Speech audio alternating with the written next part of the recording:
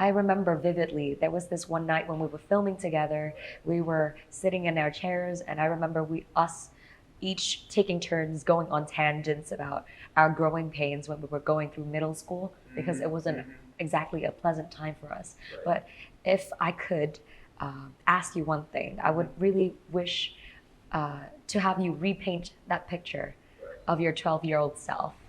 If you could see your 12-year-old self once again through the eyes of a person who just recently turned 30, how would you speak of that little child? See, when I was 12, I left the country. I went to Singapore to pursue my studies. And if I were to say something to my 12-year-old self, I would say,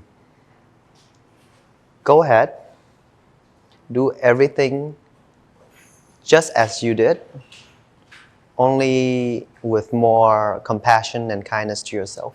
So is it right to infer that you were at points unkind to yourself during your period abroad? I was unaware of that. I was unaware of the fact that as a 12-year-old, struggling to fit in a new society, in a new cultural sphere, trying to learn the language, trying to fit in with the kids, and you find yourself lacking. Like, I found myself lacking compared to the kids I go to school with in Singapore in many ways.